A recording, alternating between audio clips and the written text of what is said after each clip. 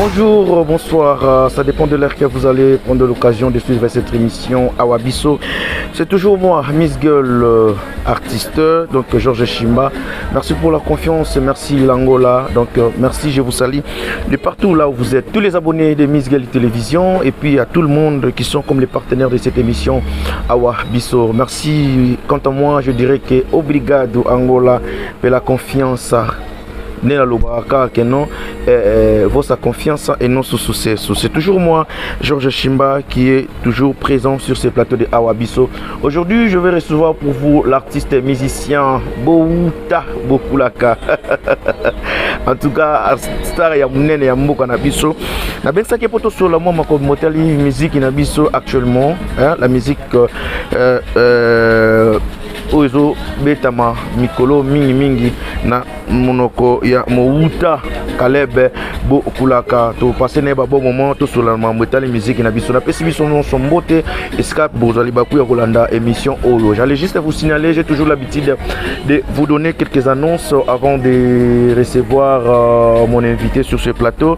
Donc c'est juste l'artiste Gali Garvel en direct de Kinshasa, la République démocratique du Congo. A outé vous dansez déjà sortie officielle. Il y a album Nabiso, il y a bien Amour et moi. Consommez cet album, vous ne serez jamais déçus. Et il y a Félix Soiseux comme quoi Bongo est grave. Ton nom toujours Nathan. Ferrego la Jésus de Nyon, à bientôt Dynastie D parce que date il y a Stade de Martyr et ça a déjà annoncé l'artiste a déjà qu'on s'approche na plateau Oyo, il s'appelle Bokulaka Mouta na ebenga ki poto sur la masolo etali Arnabiso. Voilà, il est là.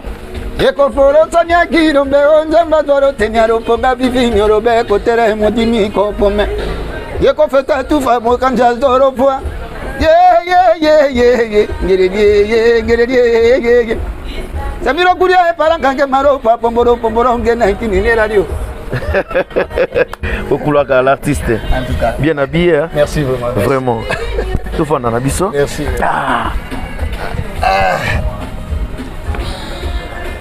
Boni.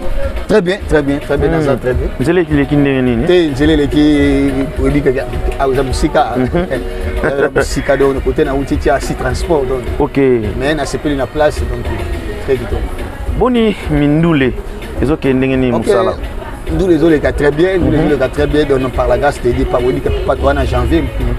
Nous sommes autour la buka na projet ou on a décembre to afrenaki a le kato démarrer sikoyo ma camion soit na veille à décembre na veille à janvier. Mbana yo ya liboso o le kana émission Oyo Awa Biso. Donc ça na bateau déjà bazolanda yo na minute partout. Oh ya solo. Ouais, o balingaka émission Oyo Awa Biso parce que ça parmi ba émission o za na succès, o za na temps parce que artiste nyonso so le gina Awa Biso te ntuka botala yo. Exactement. Na linga ki o assurer déjà ba abonné nyonso to ba téléspectateurs nyonso ya Awa Biso que lelo o lobano bina ba pole na pole vérité c'est vérité quoi. Exactement. Bon, on est là pour ça hein. OK. Bon, bah évolution en nini, préparation en nini, l'on nous promettre biso pour l'instant. Bon, préparation vraiment. Parce que le silence c'est un peu trop na part na yo. Il y a exactement car ndenge le silence ali banki na sali kasa toza penza toza ki vraiment ndenge ko batama. Ndenge ko batama on a to kanaki maboko te toza toyaki na musala. Musala vraiment et comme nango vraiment na suka prévané et na ko annoncer ba téléspectateurs ou soit ba fans na ngai nyonso tous les amis de Mouta ya boende ke makambisili mais et singeli na banda suko ma promotion ndi ya muna zo ke de ko sala siko promotion ngo ke sala ngwapi bon na préféré vraiment na banda promotion na na Kinshasa mboka bako. Ah mais pourquoi na Kinshasa? Bon na Kinshasa naye ko sala remarque moko selon moi musique na biso ya Angola ou soit ya poto ya nini esenga kaka mwa musisa fo euta na kati ya na mabela bokoko quoi ça difficile plutôt que na nga pembe na pole eza mama kisi ça dit que si mandé penando qui vous a besoin ou nga naza mutu na mutu ndi kuna déjà la kaki biso qui autour sur la vérité quoi te awa naza na Angola te donc na yo awa toni ba diaspora ba étranger to uta kuna donc eza mabete soki na ke nazongi pe mboka na nga na ke pe kotala mboka na loué moi kala tala c'est ça quoi aux autres qui des visites pour que tu aies la famille mbokolo ngwakala. Exactement. Soit toujours qu'il y a la promotion et puis il faut activer l'album. Bon, nazo kende vraiment pour la promotion ya album na bandela mona kini na parce que awa eza penza na ba oyo baza ko pesa moi valeur te na musique na biso et surtout ba biso bato to sa musique traditionnelle. Ah bon? Bon na monique kuna na Congo bakulaka na biso pe bazali ba yoka ngapi na musika balobi na mwana toyoka kwa na musika pamba yaka na pe na pembeni papa toyeba olingi nini nini olingi. Donc lokola kuna bande kopé basé belé nda awa don na se sentaka moi à l'aise na par rapport à kuna donc mais pas nazo kende kuna na tout na pe ba e na yebisa bango posa oyo ngana lingi sima na zonga esika na salaka makamuna na donc. OK. Bokulaka Mouta uta départ na yo na esika ozalaki esika bato nyonso bayebelaki yo na groupe esika ozalaki ya Didier Fondé na Mbonda. Outa départ, outa longwa. Est-ce que au remarque quand même moi différence par rapport à nos qui kuna nande ngozasko yomoko leader na ndenge na ngai makasi la différence en ngeza ndeni au moins comme moi mukianga te côté 500 000 ozo mona mba mona mobimba nango par rapport à nous bande ko dépendre bakolo baloba lipa ko kauka na kimia na ndako ya kimia kengulu na mobimba songo na ndako ya makelele donc yozwa kaka différence wa mais vous m'écoutez takuna pour à partir déjà ya chant o ya papi matalata ndenge betaki et ça quand même bien. Exactement. Mais depuis peu mo kenda mais babilo ko onyo sozo bimisa eza na côté eza na santé. Bon wana yo mutolo bien ngo.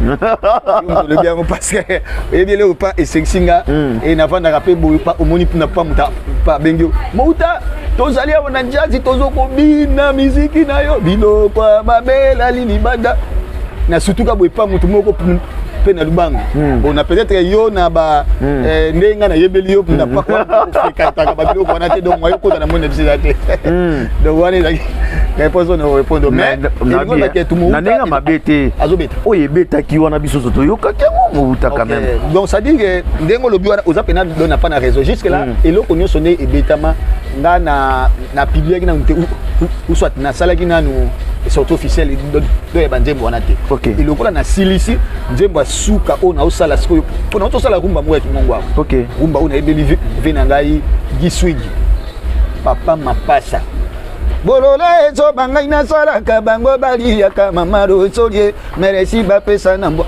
eloko wana pa na biso na me bimite me batoka ba yibaka na kata studio na ebiso ezo pesa nini kosaka na te nzembo suka ona oyembela vena ngai maluki ibukila 750 donc wana ka nzembo ona tikali nango donc pona sala mais epekisi ngate na beta mwa tour pe na ndenga mboka pona ya ndiye yango na profiter pe na ebisa na bana kini Mouta zoya kini ibakula ka obo bengisinga na zoya na profiter pe na ebisa bana ya les amis de Mouta awa na Luanda na osala mwa déplacement na songa pe mwa mboka na zo pe mwa mopepe kisasa na lungwa mwa kala mais tangu nde na koya alpo na bimisi nzembo nyonso don album eza combien de titres eza na 6 titres 6 titres donc na moko dona pana embeli vient na Laurence Sokoko Somia Bamongo le pétrolier patron et musu pana embeli Anthony Kake Ingila o musu pana embeli Francis Bokungu Mbisi tia foin musu o na embeli Guy Swingi na o na yembela Maluki Bukili na générique pas au déjà ils déjà d'ailleurs aussi la pas de matobeli mais na obo sana tenze momoko ya vena biso o ya nani Mogos Modogo Katafumbo na kata congolaise Modogo Katafumbo Modogo Katafumbo Modogo Katafumbo yo motoka baro pangwa ma campagne bongo ro pango ya seremba ko sala nango nini e ko sala depo ya bakwanga kabela ta Mouta dongo moto ya makolo na ko mapero ko na ibisa kibo Modogo Katafumbo à toi c'est terrible est-ce que na bato nyonso oyembeli bango wana ba soutenir quand même album bon soit au sala bango surprise après savoir de représenter bango nzembo mosusu omoni donc na basorte ba musique na biso peut tosala rappel mingi ba surprise. OK. Mais il y en a deux personnes qui vont soutenir déjà album et tu viens nga Giswingi, vient nga Anthony Kake Ingila. OK. Donc na ba vient ti moi ba sokoko pa oui bitu bango tu baza moi trop lié na politique et voilà. Et asa lele wa donc on a dit que suye soka yoki pour asa yoka mato si pas ya papi matalatala za chanson papi matalatala kutu pa nebisa kino biki nzembo asuka ngana ko rebandela nzembo wana tuko ba yeba mwana mukolo lupango basona kana yete swana na muninga no voisin swana na locataire omoni ngana poso le kiloma kamte mais yo mom tomi mangande tamba mo ba bale moko bo mwana ko lupango ça dire quoi bon mwana ko lupango donc toi na kata lupango yo siko yo locataire ozo swana mwana ozo problème ozo préavis ninga go saganate. Qu'est-ce que vous voulez dire par là? Bon, il y a une pena mongo ya solo. TTT. Mususu wana za mongo, nazaki mongo pena. Na comité par là mais na linga donc locataire na conteste ni ozo le locataire wana ndenge nini? Te donc ça dit ndenge ya ko rebandela nzembo ya papi matalata seulement. Siko ndenge na obandelela ngo nande batu bagoyokela ngo bino moko de bogo juger te ndenge ni po za mouta. Beaucoup la gamme na boende. Ça dit bon ce que bateau bazala awa na yebike bobeta na bon même style ya musique. Exactement. Ndegono pe susunani Lopele. Parce que bozana ba quand même une bonne relation na Lopele. Te wana penza donc ngana benga gaye petite pour aza camarade ya leki wala ninga na sim. OK. Mais le kola to komi ba collègue n'a pas toi ma musique toi pe ni bali aza pena master. OK. Aza mwana moko vraiment aza na kaza bituma. Donc ngana une relation très peuple 100%. Yé pas ça mwana ko lopango. Yépe à mwana ko lopango. Au moins on est na kangi mais na kangi na nga mohuta donc adobi soto comprendre nani locataire nani bana ko lopango. Té siko donc mais na français c'est lui qui se sent piqué connaît l'affaire. Ah, donc voilà mohuta lelo ezo ça passe kozala artiste musicien na Angola surtout ya ba diaspora. Exactement. Et fait attaque toute na ndinga musique na bino obetara. Vous avez soutien na passe et pas bosso baza wana penza donc parce que ces agiba tchaba moyen G on va ko raisonner ko kendo ça la promotion na kini. Exactement. Alors est-ce que les locaux ont courage loba ya ko adresser message ya routine message moko et pas ba mercenaire so ba kozon s'esprit na bango sima ba mekempe ko tala nanu ba musicien diaspora bazara awa. Likambo lobby est très important. Voilà. Et il y a eu quelques artistes et voilà. Considération est mingi na artiste na biso o ba outa libanda na par rapport au bazalia. Or biso pe o tozalia to outa ki pe ga kuna. Voilà. To komi négliger pour tozana bango. Il est prophète chez lui. OK. Donc ande oyo bango ba ozela basala libanda o pe ba ko dépenser ebele ya koleka. Muke o bango ba ko dépenser te ba ko sala na muto papa azana pembeni na yo peko et pas na biso pas to le bagapa li sese moko nzeto amuna maboko ndebu maranyoka. OK. Donc ti nyoka aya pa okoluka te bikyo na boka na pona ke luka nzete boka pour surtout nyoka ça suyo. Donc likamona peno le bieza très important. Très important. Tout ça vraiment na considération te dona koloba et pas ya ba mécène na biso. Voilà. Ba producteur na biso. Voilà.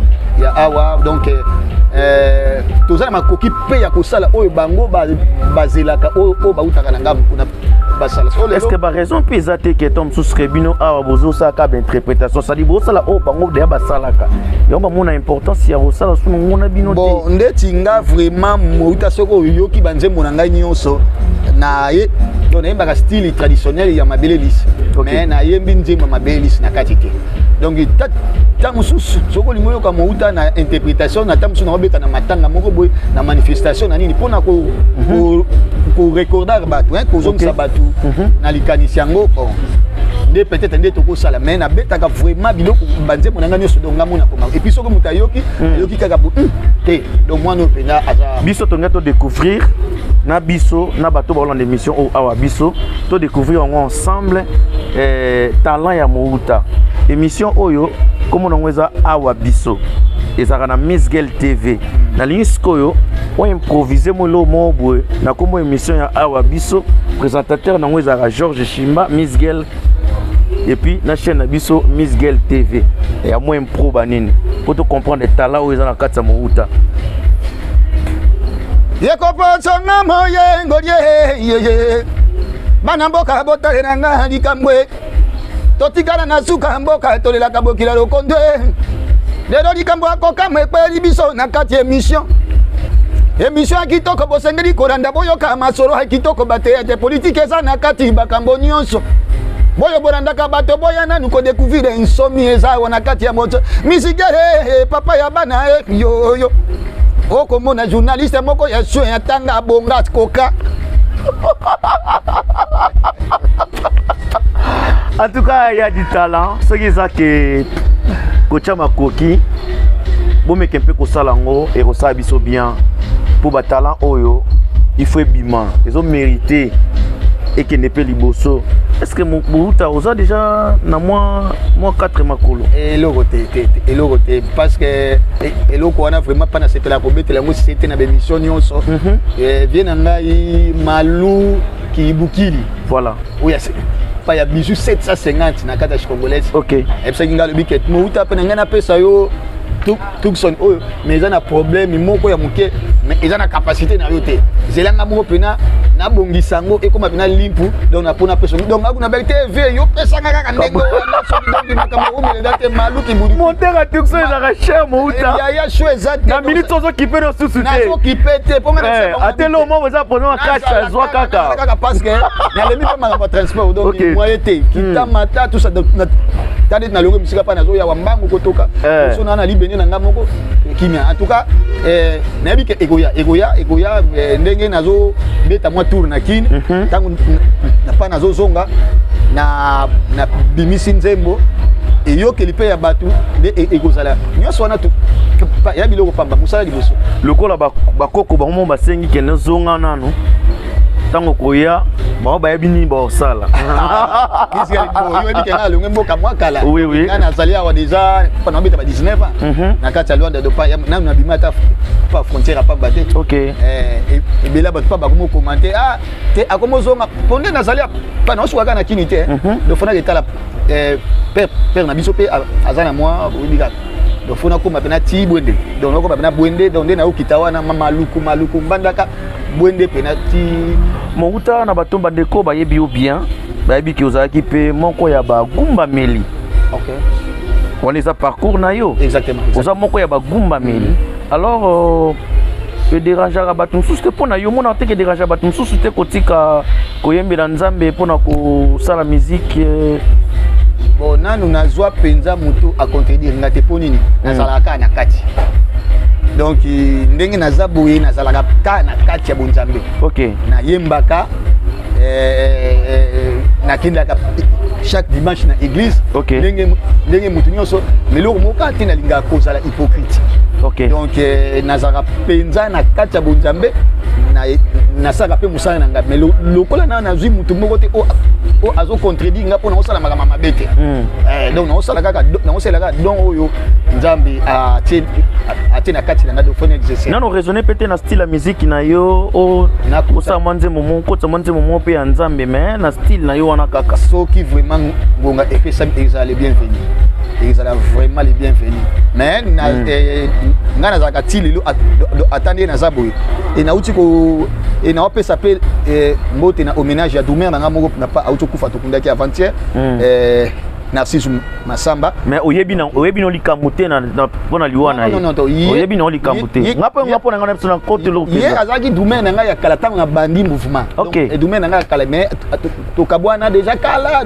akona ni donner pe na bandi ni Narcisse Masamba qui ton âme repose en paix nazali penza choqué mais likambo kama tango na kombe kuna ye akoma beta gospel so tango na kombi do na matanga na ye na kuti ba collègue na gospel bazaki plus de 3000 musiciens donc là quand mutakufi aza musicien bon comment donc après na komi beaucoup de gapia beaucoup de gapia il faut ayemba siko donc bato iye akoyemba nini donc bato babelinga ngana za yo bika bakula kaka ya tangu na zwi micro na butu na bato bazali na kati ya palanka na salle na biso azaba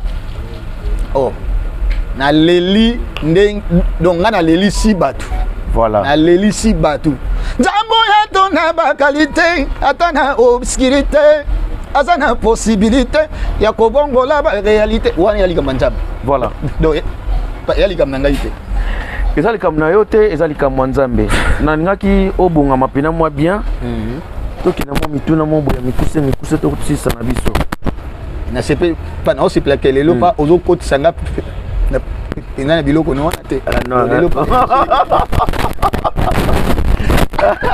tenga le parave polémique mais ça la vérité est-ce que vous le bamamba yo ya mwana lopango mwana ko lopango na nini mwana compliqué yo te oyebisinga baba na ko lopango bozaka mibale awa okay tout ça na zaine locataire yango wana compliqué o te ce qu'on a ngena yeba ça là c'est ça mais ina lobi nani na ndako na ye azanga no valide bosoki na ndako mutu yo osanga no valide irresponsable mais qui sont bazoloba ya magie pour na succès pour na mamutu bon nga lokola nga ndeti ngai na yebi vraiment est-ce que c'est vrai qu'il existe quand même na habité que yo za na kiss ok mais ezali mais na yambo une fois ebisanga que non oyebi secret ya chanson ya Papi Matalata ndenge beta parce que yo moza soko muta boîte to c'est pas album mo beta bon aïe beaucoup la gabon comme moi majiranga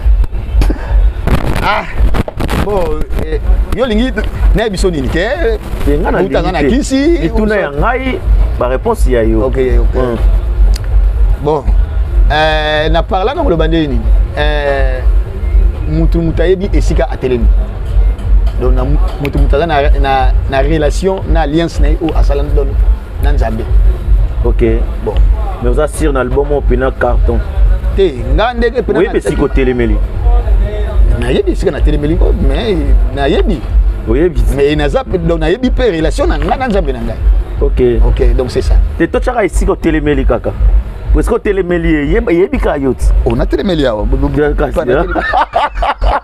c'est très chaud beaucoup là en tout cas vraiment ça plaisir na biso ko yamba yo OK merci mais na moi rimer mo boué à propos ya beaucoup là ça qui net moi bien té OK na habité yom to confirmer les biso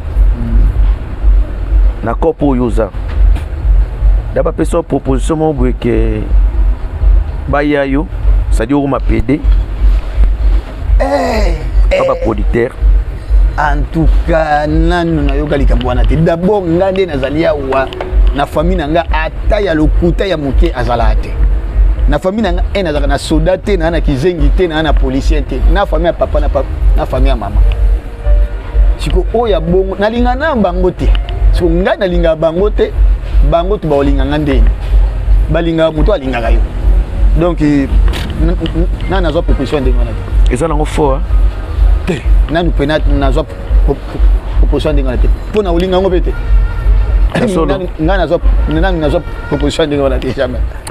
bien, il s'appelle Bokula Kamouta. Tous un plaisir y a mis dans plateau. Oyo, c'est la nini na part na yo pour na année au 2023. Libéré par Eza Rumba et Koti Nagada Kimongo. OK. Donc il y a vie nanga oyo on a le bien wa Giswingi papa mapasa. OK. Mon thème ya maman Nelly Sangi. Bolole ezo bangai na saraka bango bali yaka mama rosoye mereci ba pesa na mbwa yeruba bakokwe bolingo nanga ye libere motema nanga bolingo yo pache ye libere motema ye do wana eza rumba moko vraiment donc somo mais ba papa ba wabi osali ndenge nini po okotisa ki rumba na kati ya kimongo et simbi pe esali dosura moko ndenge akosala te ya solo. Donc nzembo vraiment bana Luanda bana Kini bana Poto na boyi nanga ko commenter yango mingi po bokoya koloba esika asimbeleli nde yango na te ngana sala ka musala bien. Voilà. Donc eloko ezobima pa 2023 libéré. Bien, la chanson libérée, Nancy ressent la plaisir na président Bobo Manuel. Président plaque à du Bobo. Plaque à du Bobo. Manuel Le Bois. En tout cas, vraiment président Bobo. Et ressent la bien à Papi Miala. Il y a son angol. Et ressent la bien à Chimi Vita. Son angol toujours. Et ressent la paix bien. Il n'y a pas tout qui a ma lumière de l'emba. Il n'y a pas tout qui a ma. En tout cas, on a pas su espace. C'est beaucoup là. Kabato Balingarayo. Parce que moi, ma banga na part na yo. Puis ça, on peut bien quoi. Vraiment tuana eza likambo moko biso tutuka na raté na kotona pour moi lipe donc na bosalité donc awa pena ngana batu mingi te na bwaka donc na bwaka kandeba oyo babenga ka mouta bakanisa ngai pe donc atama ya papi matalatala matosi so na futa kanda ko eza po yo zali donc ti lelo ngana zaka locataire na boyi te ba ofinga nga locataire mais so na futa kanda ko na papi matalatala matosi voilà maluki bukili mwana bandundu atonda na mbongo mutakokana na zate wale kio na kwanza zate bijou 750 na kata congolaise on bagi bien mouta vandania yo baka mingi te soko lobi boye ngana kede ana kwena ngado mpona yebi na kwena ngana opanza sana na sina yebi si bato o nyoso lobaki na sina yebi sango bato malu ki bukili na bosanité vient na ngai a modogo kata fumbwa Francis Bokungu tia fouet ya give it a président ba vita klibe nyonso na kati ya Luanda na bosanité na PCP mbote pa mama nga Véronica Ilanga na bosanité na bosami mwana nga pe mobali Chuchu Caleb petit Caleb donc na PCP ba mbote fort na les amis de Mouta bana nyonso kingabwa na kati ya Luanda bolingo bomoko ekoba kaka na kozala ba fan nyonso oyo bolingaka Mouta na pesi bino mbote na boyo na bosani na o na bosanité ngana zali awa ndeko na bino botika ngai te bien nazali ndeko na bino botika ngai te ndeke kaka awa pe biso botika biso te parce que surtout za lelo eska to komi eza po botika biso te. Merci à Jaroul le diable André qui est congolaise. Jaroul le diable mon ami personnel, et à DJ Fogu et sans oublier Tati Fingila mon ami personnel, Tati Fingila, tonton Raf Yongo ya papi c'est que le formateur ya ba mogoso pour formateur ya ba boss ezalaka ya Nikonkai formateur de boss. Mais vieux wana Nikonkai yebisaye Nikonkai abosana nga boindeni Nikonkai le formateur de boss. Motena les déclarants les plus crédibles de l'Angola, il y a Pablo Kini, merci. Et si les Mio et les boss, l'artiste et patron, le boss c'est Pambukidi. Merci, je suis très reconnaissant. Merci pour vos soutiens. Et merci aussi à son excellence Jospin Loanga. Merci docteur Jospin Loanga. Je vous salue à passant. Et sans oublier celui qu'on appelle André Kinshasa, 3 fois carré Patel Kamounen de mon ami personnel. Et Iris Obama, Iris Boubouanga, Iris Obama. Gantier ya palais. Sponsor Ezara Mireille Polo. Vous avez belé Olanda Biso, Teromi Nasuka, na bolingo bozara na confiance bozarango, vous abonnez massivement sur votre chaîne Miss Gay Télévision. Ah non, raté binoté. Toujours, na moment le baboé. Avoir sa confiance et on se succès. So vous abonnez, vous partagez, vous aimez, vous commentez et ça biso bien. Awa Biso. À la prochaine. Pablo Kinyo ye, déclara mon eno ye, déclara mon eno ye, boibwe, aye bonyomoye, aye bonyomoye. Pablo Kinyo yakakota na dikambe kwele lingana kata Luande, na tigana na suka mboka roboko na ditama na lela kanga bokuta ya bonde ngwe ya kaboronga ko songo bokata kanga na bolinga komwe, maroba kabota kabona bafo bota kabonteme, bokira do kondo bopekato, ya Pablo Kinyo, ya Pablo Kinyo, ya Pablo Kinyo. Déclara mon eno yo, bonyomoye.